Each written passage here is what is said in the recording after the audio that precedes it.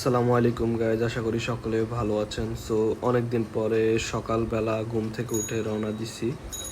So আজকে মূলত যাচ্ছি যে মুন্সিগঞ্জ, এটা হচ্ছে যে ঢাকার বাইরে কেরানীগঞ্জের পরে প্রায় এখান থেকে 80 থেকে 100 কিলোমিটারের মতো।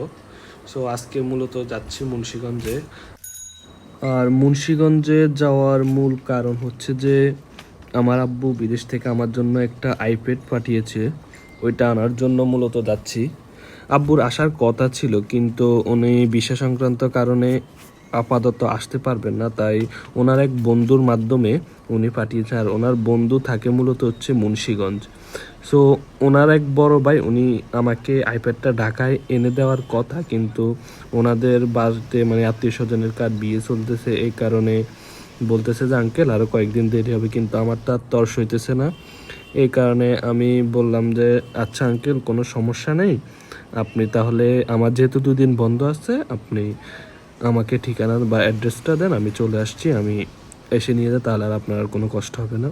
তারপর রওনা দিলাম। রওনা দেওয়ার পরে এখন হাঁটি হাঁটি চলতেছি।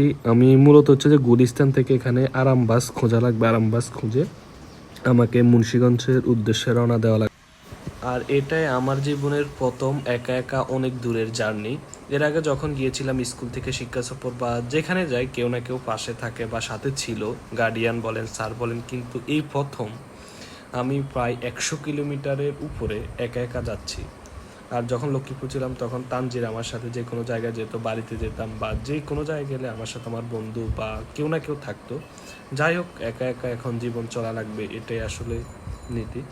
তারপর আমি গুলিস্তান থেকে একটা রিক্সা নিলাম। রিক্সা নেওয়ার পরে আমি আসলে হাঁটতে হাঁটতে উল্টা দিকে চলে আসছি। প্রায় 10 মিনিটের মতো হাঁটার পরে আমি যখন একজনকে জিজ্ঞেস করলাম যে মেইন গুলিস্তান বা এখানে একটা মাজার আছে, মাজার শরীফটা কোন জায়গায়, তখন আমাকে একজন বলল ভাই আপনি তো অনেক দূর হাঁটে চলে আসছেন ওই দিকে। তারপর আবার কি আর করা যেত, আমাকে দ্রুত যেতে হবে। তারপর একটা রিক্সা নিলাম। রিক্সা নিয়ে বললাম যে আঙ্কেলকে বললাম আঙ্কেল আমাকে এখানে একটা মাজার আছে, মাজারটার নাম আসলে আমি জানি না, মাজারের ওইখানে নামাই দিলে ওইখান থেকে আরাম বাস পাওয়া যায়। আঙ্কেলে বলছিল যে আরাম বাসে উঠে তুমি ডিরেক্ট মুন্সিগঞ্জে চলে আসিও। এখানে মুন্সিগঞ্জ আলামিন বাজারের কথা বলছিল। সো আমি এখন ওই যে মাজারের এখানে নামবো।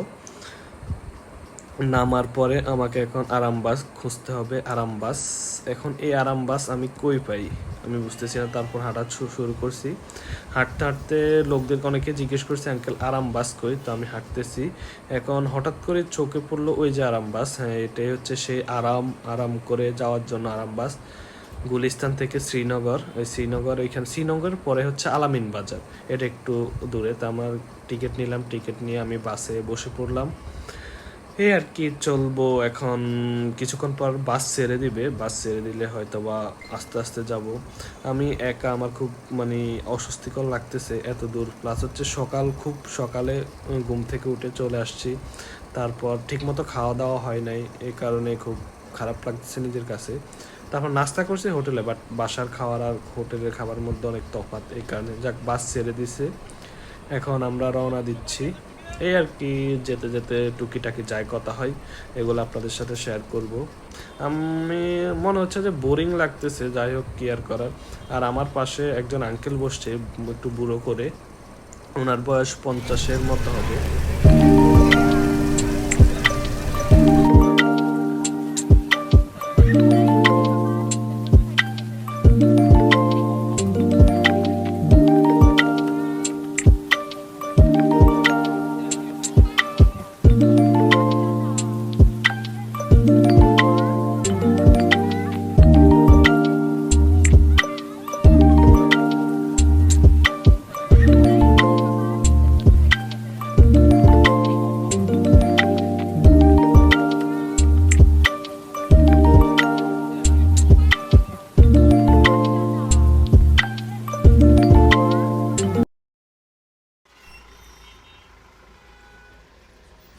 সো আমি আসি, আলামিন বাজার নামলাম এবং একটা আইসক্রিম খাইতেছি আর আঙ্কেলের জন্য অপেক্ষা করতেছি। ওনার আসতে আরও প্রায় 5 মিনিটের মতো লাগবে। আর ওনার কাছ থেকে আইপ্যাডটা নিয়ে আমি আবার রওনা দিব। সো আমি আমার কাঙ্ক্ষিত আইপ্যাডটি স্বপ্নের মানে যে ছোট্ট একটি ড্রিম ওইটা হাতে পেয়ে গেছি। তারপর আবার বাসে উঠে রওনা দিলাম। আঙ্কেল বলছিল যে ওনাদের বাসায় যাওয়ার জন্য। আর মূলত হচ্ছে উনি যেহেতু বিয়ে বাড়িতে, আমার তো আর কোনো কাজ নাই, সো আমি আবার রওনা দিলাম।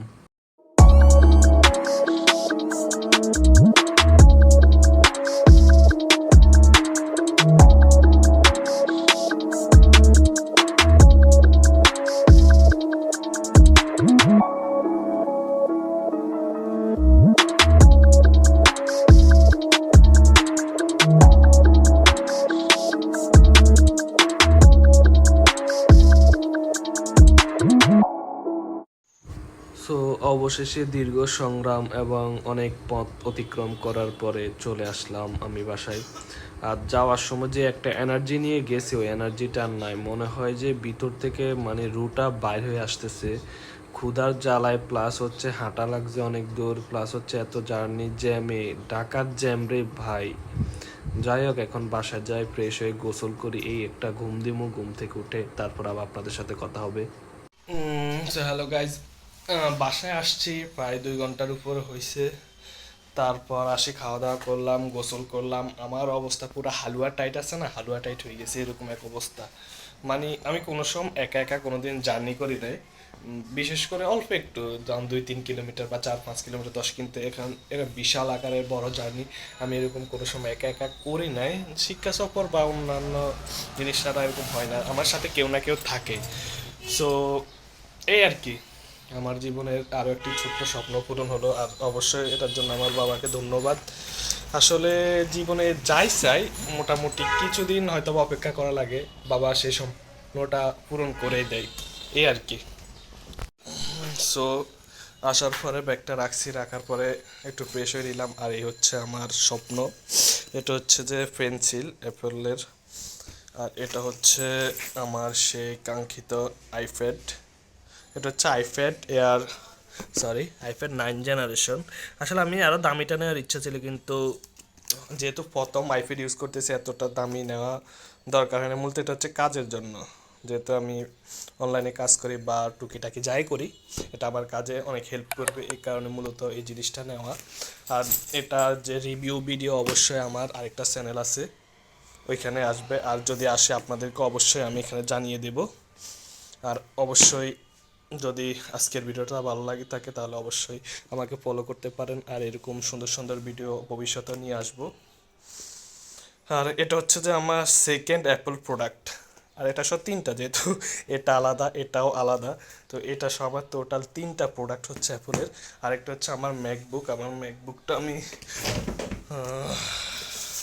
ওটার দিকে নজর দেওয়ার দরকার নেই। এটা হচ্ছে আমার ম্যাকবুক, এটা হচ্ছে ম্যাকবুক এয়ার। এটা সম্পূর্ণ আমি আমার নিজের টাকায় নিছি। আর এটা হচ্ছে আমার আব্বুরে বলার পরে উনি দিছে। যাই হোক, এই আর কি। আসলে হয়েছে কি, ছোটবেলা থেকে বাবার কাছে যাই চাইছি তাই পাইছি। হয়তো বা কোনো মাসে বলতো যে আমি এই মাসে সম্ভব না, পরের মাসে দিব, বা 2-1 মাস একটু অপেক্ষা করা লাগবে। মোটামুটি যাই চাইছি, মোটামুটি সবগুলো স্বপ্ন ছোট হোক বড় হোক পূরণ করছে। এটা ঠিক যে ছোটোবেলায় যখন একটা পিচ্ছি ছিলাম, ক্লাস 7 পর্যন্ত, ওই সময় একটু হয়তো কি আমার বড় ভাই ছিল, বড় ভাই আমার বড়, তো হয়তো কি বড় ভাইয়ের স্বপ্নগুলো পূরণ হয়ে যেত। ওই বড় ভাইয়ের স্বপ্নগুলো আমি হাত পেতে নেওয়া লাগতো, এরকম আর কি। যেহেতু এখন বড় ভাইয়েরও ওভার হয়ে গেছে, যে বড় ভাইয়ের এখন আর স্বপ্ন নাই বলে নিজেরটা নিজে পূরণ করে। সো পরবর্তী আসি আমি, তো আমার স্বপ্ন এখন বা পূরণ করতে, পরবর্তীতে আমারটা যখন ডেট ওভার হয়ে যাবে, তখন হয়তো আমার ছোটো ভাই আছে, ছোটো ভাইয়েরটা পূরণ করবে। আর এমন না যে আমরা এক ভাই ব্যবহার করার পর আরেক ভাই ইউজ করে, এরকম আর কি। আর যেহেতু আমারগুলো আমি হয়তো এগুলো ইউজ করে শেষ করে ফেলবো, পরবর্তী যে জেনারেশন আমার ভাই হয়তো ইউজ করতে পারবে না, এই আর কি। এখন আমার শুধু একটাই আশা, যে আমার বাবা যেরকম আমার সকল স্বপ্ন পূরণ করতেছে, ইনশাল্লাহ আমিও যেন ভবিষ্যতে বড় হলে, আমার বাবা যখন বৃদ্ধ হয়ে যাবে, যখন আমি বড়, আমার ইনকাম সোর্স হবে বা আমি একটা ভালো পজিশনে যাব, তখন যেন আমি আমার বাবার সকল স্বপ্ন পূরণ করতে পারি, যেমন আমার এই স্বপ্নগুলো আমার বাবা সুন্দরভাবে পূরণ করতেছে, এই আর কি।